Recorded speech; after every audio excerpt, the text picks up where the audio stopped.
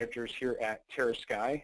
So if you have any questions about contracts or the business side of things, Jeremy's going to be the guy that handles all of that. Again, my name is Tony Nelson. I am one of the sales engineers at Sky, and I primarily focus on helping people get acclimated to the platform, helping them understand how to properly use it, doing brainstorming sessions, anything related to design, implementation, and architecture related kind of questions. That's really the bread and butter of what I do. Now, today I'm not really going to cover the foundations of what SkyVisualEditor is. We'll briefly touch on it since many of you have either not been exposed to SkyVisualEditor, meaning this is your first time to see it, or you've been exposed to it a little bit in the past, but it's been a while, and you're going to need this as kind of like a refresher. We do have several of you that are customers and are actively using it, so if you fall into that category, hold tight for just a moment while I walk some of the other people through this, and then we'll dive into the actual demo. So real quick, for those of you who are newer, Sky has been around since 2006. We have, from a user count, about 500, well, we have 550,000 users actively in production today, and we have another 200,000 that are still in the process of getting their pages created, fully tested, and put into production. We've got about 160 employees worldwide. I'm actually out of Austin, Texas, so our U.S. headquarters is out of San Jose, California. We recently moved it over to Menlo Park. But I work remotely out of Austin, Texas, as does Jeremy. So we're kind of all over the place in terms of our staff. But just so you'll understand kind of who's backing you, the SkyVisualEditor platform. And the reason for that is it's designed to allow you to create the custom pages that you need in a drag and drop capacity so that your administrators and your developers can focus on things that are more business critical than just the cosmetics of Salesforce. So let's say that it takes a development team 2 weeks to create a Visualforce page by hand coding things. Typically, that kind of page with SkyVisualEditor might take a day, if that, to create. So we really work hard at streamlining the efficiency of your team so they can focus on stuff that there are not tools on the App Exchange for. So what we're going to cover today is what we call a free layout. Now, the free layout really is designed to create a page that does not conform to any of the Salesforce standards. Most typically, you would expect to see a free layout used with some kind of document that you would like represented in Salesforce. That's what we're going to do today. So you can use this either for a document for editing or viewing, or you can use it to create a PDF output. Any of those three options is fine. And this Visualforce page could be used anywhere. Could be in Salesforce communities or the portal, or internal organization somewhere, as long as you want the user who's interacting with that document to feel as if they're working with a raw form of some kind. That's the general concept of when you use a free layout.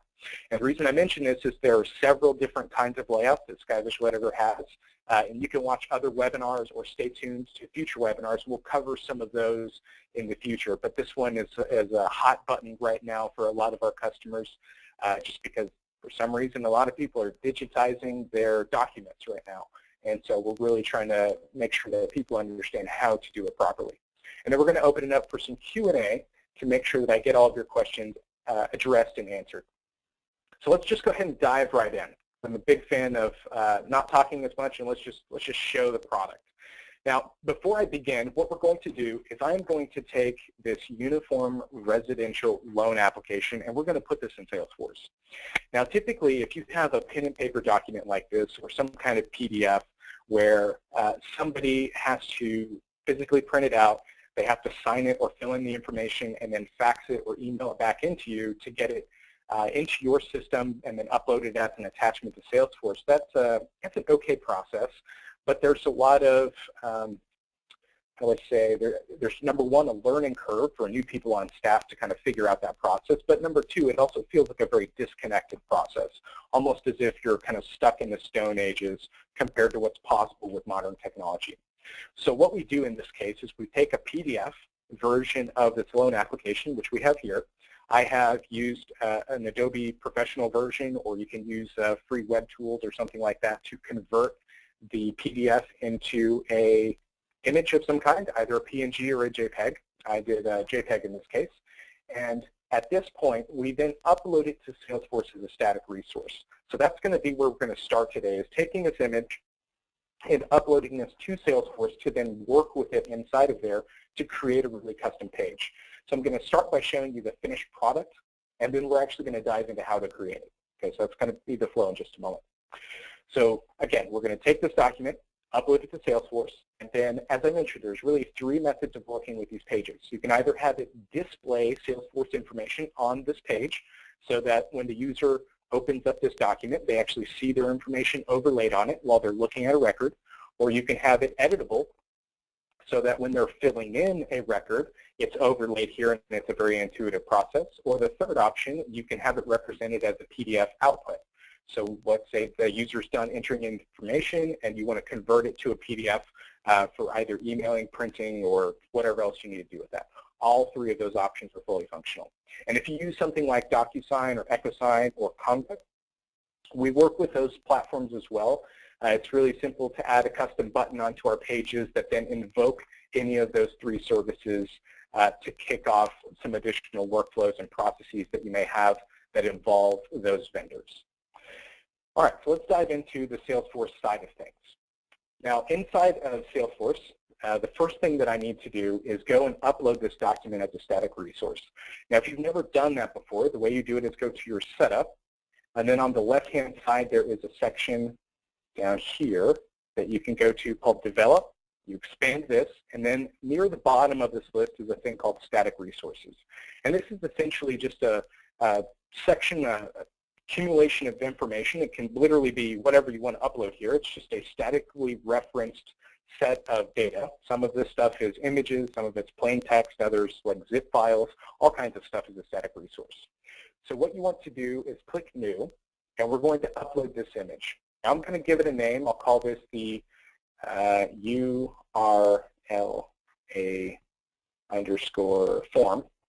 And in this section, please be aware that you can't have like special characters or spaces. So just be fully aware of that before you actually go through this process. And what you're going to do here is you're going to find the information that you want. So if I go to, see if I can figure out where I put this document. Let's see, it is, not that one. Website. Well, maybe not. Ah, there it is. Okay. All right, so here's the different sections of that page. As you can see, this is a 4-page document. So I'm just going to do the first page, but you can do any series of them. And then I'm going to go ahead and click Open. And this is it. I'm just going to upload that 1 page for today's demonstration, but you could do multiple. And then you add in some kind of description and click Save. Now that this is a static resource, the SkyVisualEditor platform will be able to access this document and then to be able to utilize it. One thing I would highly recommend is whenever you're uploading a static resource to work with, please verify the size of the document. If this shows 0 bytes, then it did not correctly upload to Salesforce, and it will not be usable inside of SkyVisualEditor. And that happens from on occasion whenever you're interacting with Salesforce that something doesn't properly upload. So just verify the sizing before you actually try and use it anywhere. Now let's take a look at what the finished product is going to look like, and then we'll dive into the actual platform and create it. So here I have a custom object called the Uniform Residential Loan Application. And I have 2 examples that I can work with, one of which is, they're both custom, but I'll just select one of these and it's filled in. And this is what a typical custom object looks like inside of Salesforce. Just glancing at this, if you were somebody new to your company and trying to take a look at this, you wouldn't immediately guess that this was a loan application of some kind.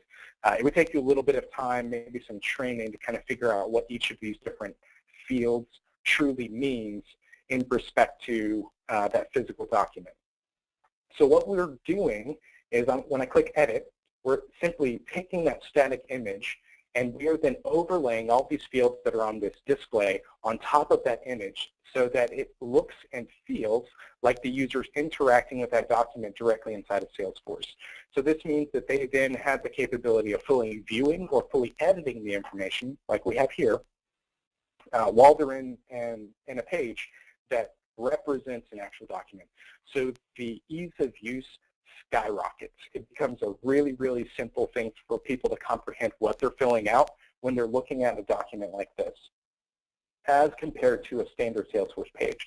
This is especially true if you happen to use anything like Portal or Salesforce Communities. You want the user experience to be extremely simple so that people enter in all the information that you need, and you don't want it to feel cumbersome when they're doing it. So this is one of the best ways that we've been able to figure out how to do it, is just providing an extremely simple and intuitive process, so there's no guesswork in what they're figuring out or filling out, and they can get you all the necessary information to do this. So this is what we're going to be creating, this exact page. Now, let's go into SkyVisualEditor. The way you access SkyVisualEditor is you download it from the App Exchange. Then you sign up for a design studio. You just go to SkyVisualEditor.com, make your registration, and you'll get logged into the studio. Once you're logged in, you'll be presented with a little pop-up window like this that says, please connect to one of your Salesforce organizations. Now, what this really means is that you can connect into your sandbox, a developer organization, QA testing orgs, or production, and you only have to have one design studio that manages all of the different orgs that your company has access to. So it's great from having a central repository of design work. You don't have to worry about, did I replicate it from instance to instance? Because if you didn't, you just connect into the new one and redeploy it. So it's phenomenal for companies that have more than one place that they work with. So let me just log in real quick. And then as we're logging in, assuming that I type all of this in correctly, then it should just show me a blank gray canvas. Now, the way SkyVisualEditor is set up is that on the left-hand side are all of the components. These are things that you visibly drag onto the canvas. So there are things like fields, blocks of data, or they're components of some kind that you just drag on, and it makes some kind of visual change. The right-hand side are all the properties that exist on the canvas. So as you select each component, a series of properties will appear that are specific to that component for you to fill in. The center of the page is going to be the actual Visualforce page that we're creating, and then it's going to do its best to represent how it looks when it's deployed to Salesforce. Now, there's some kickers to this. As an example, if you add any custom code, we're not going to render that custom code inside of SkyVisualEditor for security's sake. So if you have custom CSS or JavaScript, that stuff does not get rendered until it's actually deployed to Salesforce, and then Salesforce handles all of the security renderings of that when it's actually being viewed inside of their platform. So just be aware, if you have custom code, it doesn't show here, but it will get deployed with the page to effectively be worked with.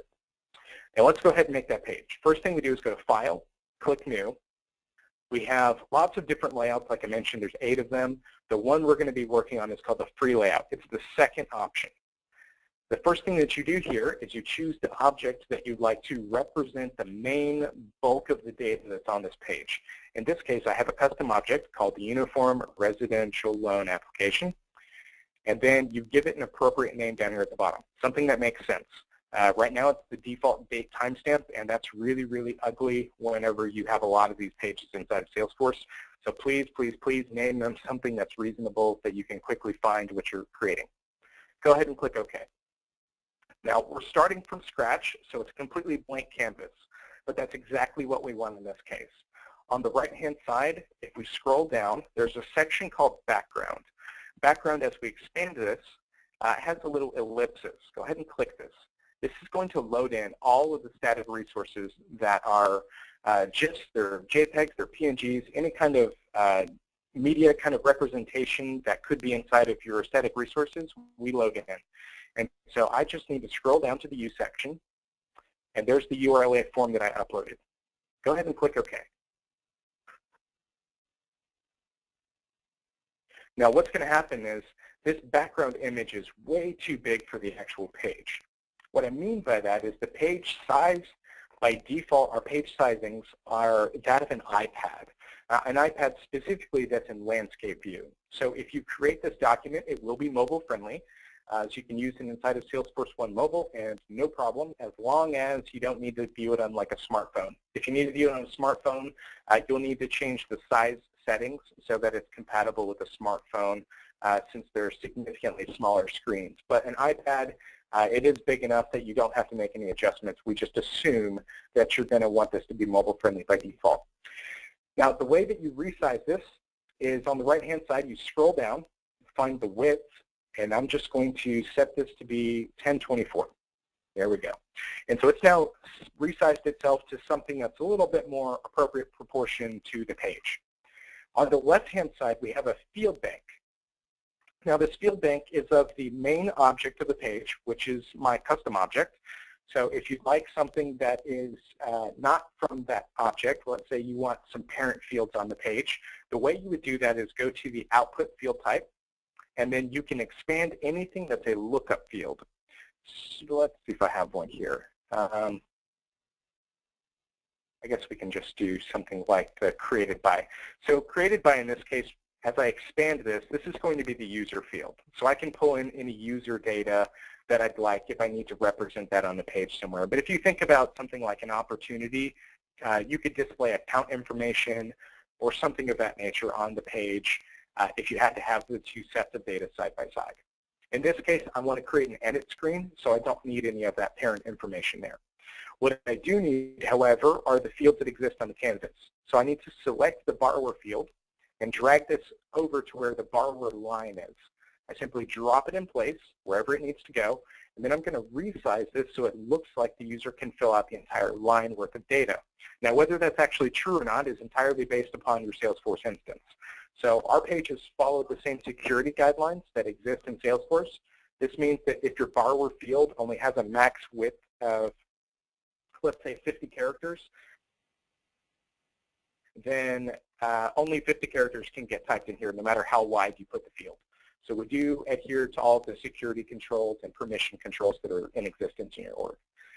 Next, go ahead and do that same thing for the co-borrower and all the rest of the fields. We're not going to have time to go through all of them, but I think you get the point. You just drag and drop these fields wherever they need to go, and they're stuck there, right? So you just put these on. I'll do a couple more fields, and then we'll actually deploy this in. So we'll do like the interest rate, and then we'll shrink this one.